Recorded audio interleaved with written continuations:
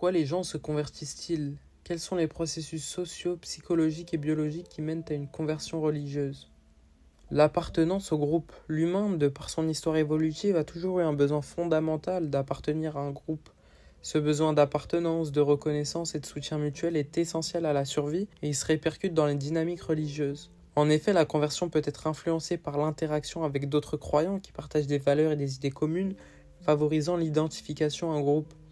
Ça peut également créer un sens de sécurité psychologique, les rituels et croyances d'une religion apportant une forme de structure et d'ordre dans un monde perçu comme incertain. Le besoin de sens.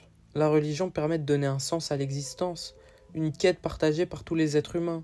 Freud, par exemple, suggère que l'homme recherche un père ou une figure d'autorité qui guide et rassure, une recherche qui peut se concrétiser dans la religion. Le besoin d'ordre et de signification dans la vie personnelle se manifeste également par la recherche de réponses transcendantes à l'angoisse existentielle. La réduction du stress et l'ordre cérébral. Des recherches en neurosciences comme celle de Michael Inzlincht montrent que l'adhésion à une religion crée une réduction du stress en offrant un cadre normatif. Ce sentiment d'ordre, surtout lorsqu'il est partagé avec une communauté croyante, permet de réduire les tensions psychologiques, rendant la vie plus prévisible et donc moins anxiogène. Le renforcement de l'identité. La conversion à une religion n'est pas seulement un engagement social ou spirituel, mais aussi un moyen de renforcer son identité personnelle. S'identifier à une croyance religieuse et se reconnaître dans un groupe avec des valeurs communes nourrit l'ego et offre une forme de validation sociale et individuelle. Le processus de conversion. La conversion religieuse est souvent un phénomène psychosocial motivé par l'identification à un groupe et les émotions positives associées à cette nouvelle croyance qui procure un sentiment de sécurité et un sens existentiel.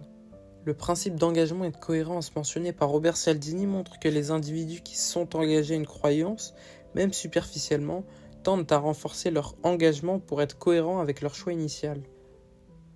Les espoirs supraterrestres. L'idée d'un au-delà, d'un monde meilleur après la mort est une motivation puissante dans de nombreuses religions. Les promesses d'une récompense après la vie terrestre influencent profondément la conversion religieuse, offrant un sens de direction et de moralité. Ça s'apparente aux espoirs supraterrestres mentionnés par Nietzsche, où l'individu cherche à agir selon des principes spirituels dans l'espoir d'une rétribution future. En somme, la conversion à une religion est un processus complexe qui relève autant de facteurs psychologiques, sociaux et neurologiques que spirituels. Elle est souvent guidée par le besoin de sens, d'ordre et d'appartenance avec des influences profondes, à la fois internes et externes. La question de la sincérité de la conversion est également soulevée. Un engagement authentique et une conviction profonde viennent-ils de l'individu ou sont-ils un produit de l'influence sociale? Le processus d'individuation, tel que défini par Jung, pourrait être une manière de penser à cette question. La conversion sincère serait celle qui naît de la connaissance profonde de soi-même, de nos penchants et de nos contradictions. La conversion s'agit donc d'un phénomène qui combine des besoins primordiaux, tels que la sécurité et l'identité et le sens, avec des dynamiques sociales et culturelles puissantes.